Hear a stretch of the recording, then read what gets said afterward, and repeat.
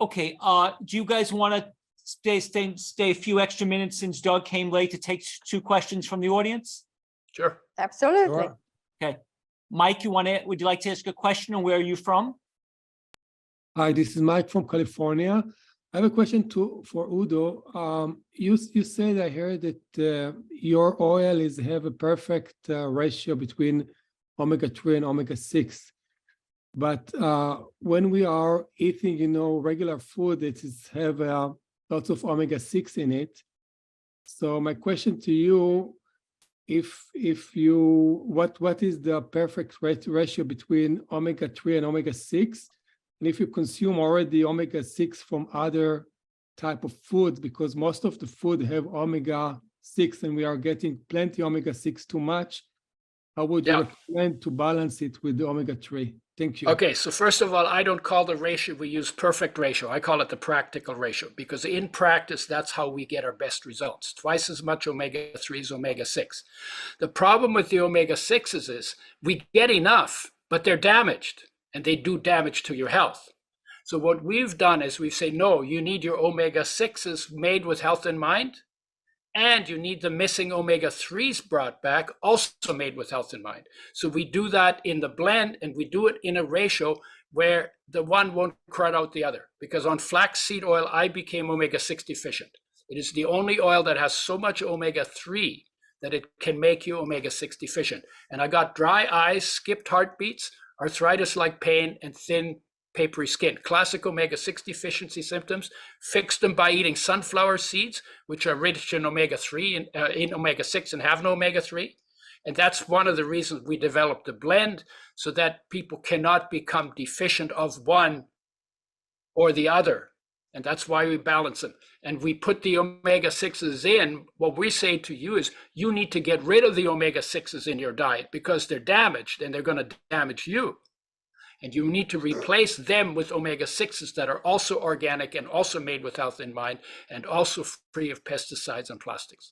And you don't use that oil for frying, because if you fry the oil will fry your health. Carol, would you like to ask a question, and where are you from? Yes, I'm from New Jersey, and you all are so inspiring, and thank you so much. And Stephen, you're just amazing as a moderator, and you're just so cool. Anyway, where do you get that olive oil, Stephen? How do you order it? The Bariani olive oil? Yeah. That's How from do you spell it? Bariani, Bariani, Emmanuel Bariani. He's in California, and they claim to do it at low temperature and it never is heated, and they put it into dark glass bottles. So You order it directly from their website? I have, yes. I think they also sell, yes. Okay, amazing.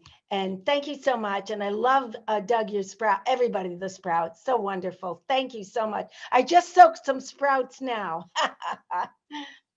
Yeah. Oh, Doug, does the sunflower have to be in soil? Can you sprout the sunflower in water? I've sprouted sunflower seeds in glass jars, and the only requirement is a lot of patience to remove the hulls. So you can do it. They grow about half the length of a normal sunflower shoot grown flat in soil. So they're about this big, not that big. And you just have to be patient in pulling off the hulls. But if you have vibrant seeds, they will germinate and they will sprout.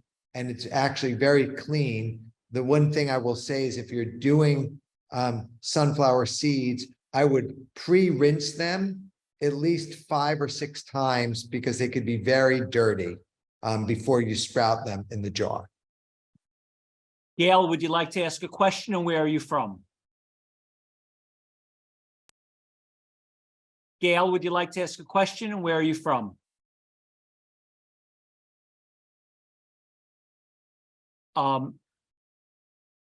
Rochelle, would you like to ask a question, and where are you from? Yes, hi. I'm from Long Beach, New York. And what I wanted to ask about, I was getting like all these different sprouts. I was getting excited listening to all the different things that you could sprout and the variety. And I go to the farmer's market and I buy sprouts, but it's not the variety that you're talking about. So I wanted to know where to purchase. I'm too lazy to do it myself, but where can I purchase sprouts from?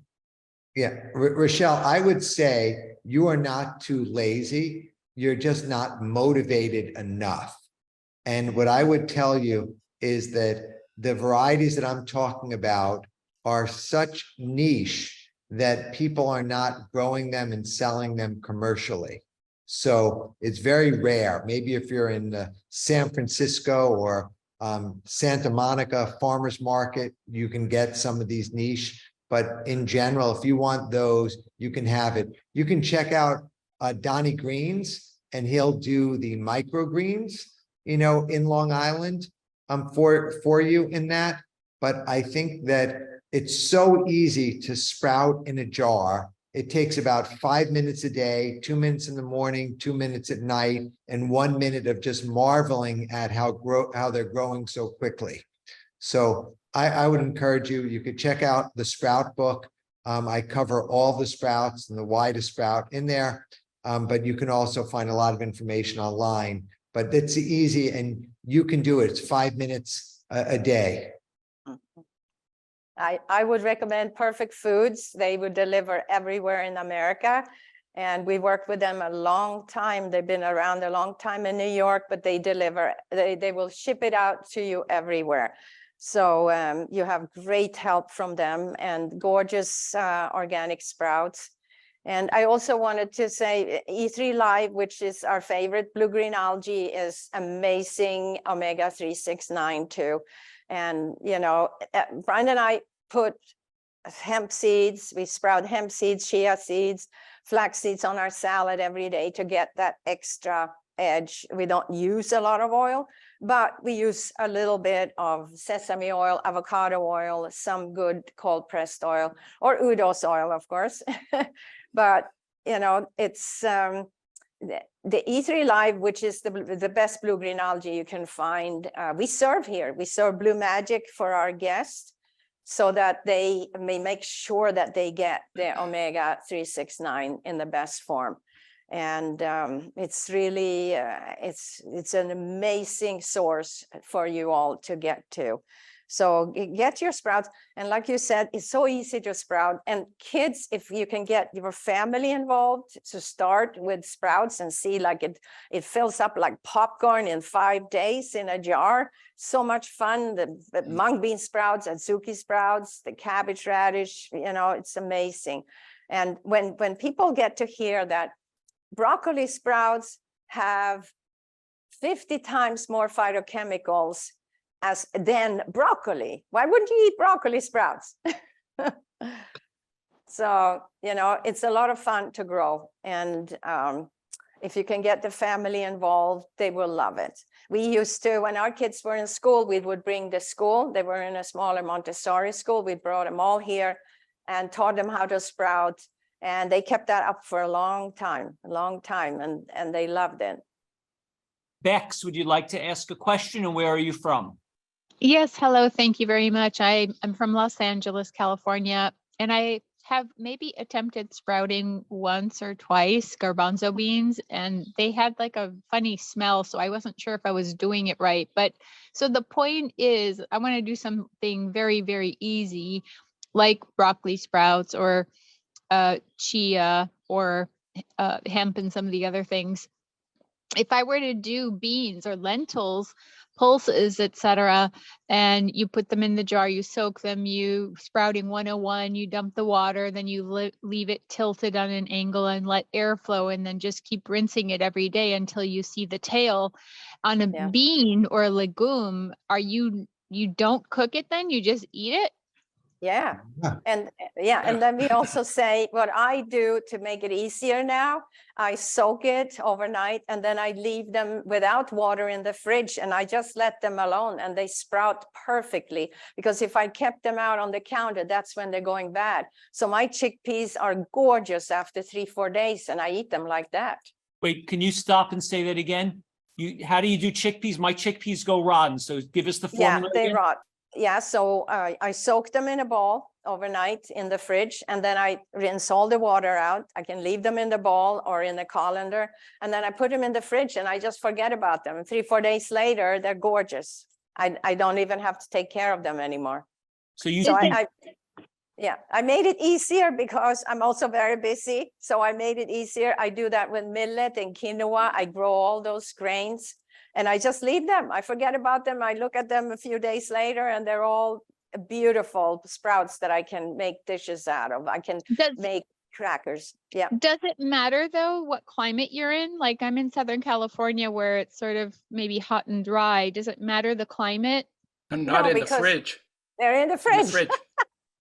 I hope in the fridge. That's why we're in a hot, humid climate here in Florida. So it's that's worked the best. And but now I tell people even in Europe to do that, and it's actually worked so much easier. Of course, these sprouts that we do in soil, that's different. But that needs to be in room temperature. But all the jar sprouts, I just put in the fridge, and your fridge will be pretty empty in future. There'll be no cheeses and butter and yogurt and kefir and meat and fish. There's a lot of room now for sprouts. I'm going to try the fridge. Thank you very much. Yeah, you're welcome. Thanks. Ruth Lynn, would you like to ask a question, and where are you from? Ruth Lynn, would you like to ask a question? Can you hear me? Yes, where are you from? Okay, yes, I'm from Canada, and I have all of your books, and they're all wonderful. And I just, okay, one thing, I have two things. One thing regarding putting the sprouts into the fridge, are they with water or without water in the jar? Now they're They're to soaked. sprouts, there's no water. Okay, and you soak them overnight in Yep. warm water at beginning with warm water? No, lukewarm, cold water, it's okay.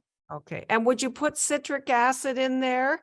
I think Doug, in his book, maybe it's not citric acid, it's something that you put in Yeah, this. well, what I was talking about is a surface level seed sanitation of the seeds. So if you're Mhm. getting the seeds, I mentioned you could soak the seeds for 5 minutes in hydrogen peroxide or grapefruit seed extract or hypochlorous acid, or even, I'm saying this here and I know everyone's going to roll their eyes, even bleach for 5 minutes to Mhm. reduce the potential pathogens on the surface level of the seed. And then you rinse them off several times. So Right. that's just an extra added area of precaution. Because Okay. seeds could be contaminated, and so you want to Okay. do that. Thank And- you, Udo. I just don't want to be cut off. I've got a bottle of your oil. I got it out on the 21st of January of 23. Do I have to, and I didn't use it all up yet because you know what, I've missed a lot of days. Do I have to throw what's remaining out? Or Let your tongue instruct you. If the oil is bad, once you open it, we say use it within 8 weeks. But I've had oil 14 months old that's still usable. The taste goes off when the air gets in. When you open the bottle, you get oxygen in that gradually starts to react with the oil. And that's one of the reasons we keep it refrigerated between uses. And if it's too much reacted with oxygen, it'll become bitter and scratchy, and you will not like the taste. If it's 2% reacted with oxygen, you will spit it on your shoes because it'll be disgusting. So let your tongue instruct you. Let your tongue instruct you. Yeah. So that's Okay. the easiest way to tell. Okay, all right, fine. Thank you very much, all of you. I just love love the three of you and and the way you have presented your particular passions. Yeah, I'm learning a lot. Thank you. Thank you. Doug, do we have to be concerned about that? I wasn't planning on washing my seeds in something. Is this something that you feel strongly about? Because this is an extra step. I think that if someone has some sort of reason to have extra concern, then this is the way to mitigate it, is through surface level sanitation. If you're buying organic premium sprouting seeds that have been tested for pathogens and tested for germination rate, that's very different than if you're going into a bodega and buying them from the bulk bin where they could have had mouse droppings or the like inside. Got it.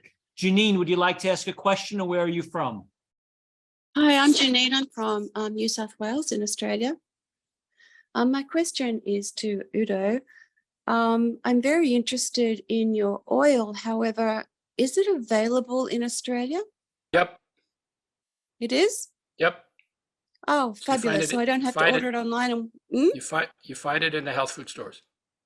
Thank you so much for that. That's my question. And thank you all for your wonderful information. I've just started my sprouting journey, but I've always been afraid of oils, particularly with the discourse that is always around oils. And so listening to you has been very enlightening for me. Thank you very much.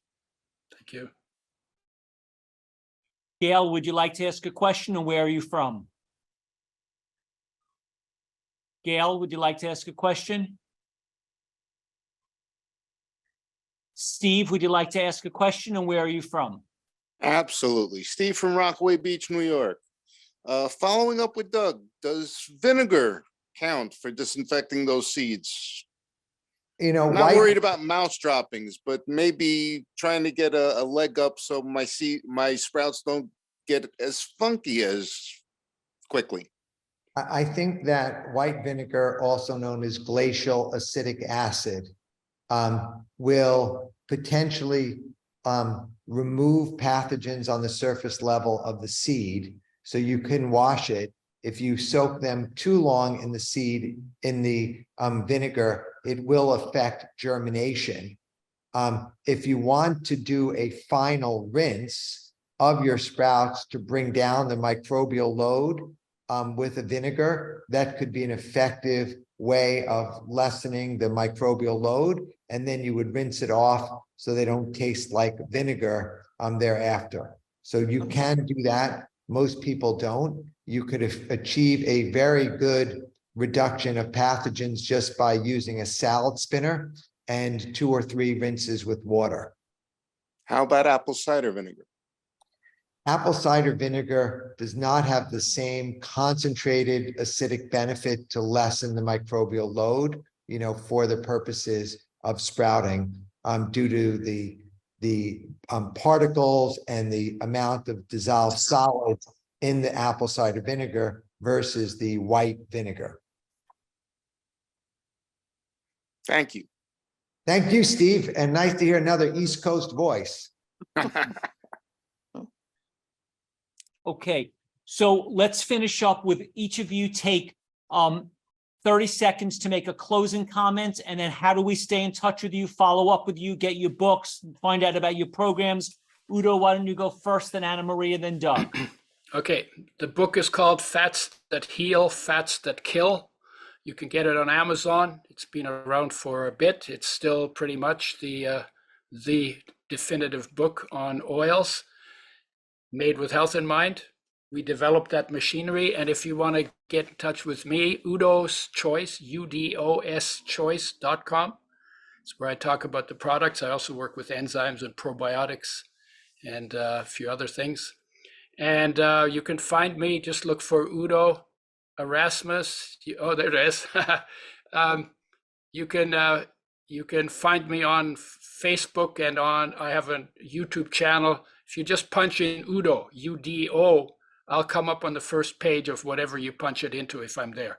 So that's easy enough. And then the products are available in about 40 countries in health food stores, or sometimes the chemists in the United Kingdom, and the people who do natural healing. Some of the practitioners use it as well. Thank you. Anna Maria? Yeah, so we are Hippocrates Wellness here in West Palm Beach, Florida. And, you know, our supplements is under Life Give, and they're all soil-based, absolutely organic. And I think finding out about what supplements you need. Of course, there are, here at the Institute, it's individually consulted, but things that most people probably need because we're not outdoor enough is vitamin D, B12, probiotic enzymes, digestive enzymes especially, algae. We're very much for blue-green algae and chlorella and so on. And there's so many different things.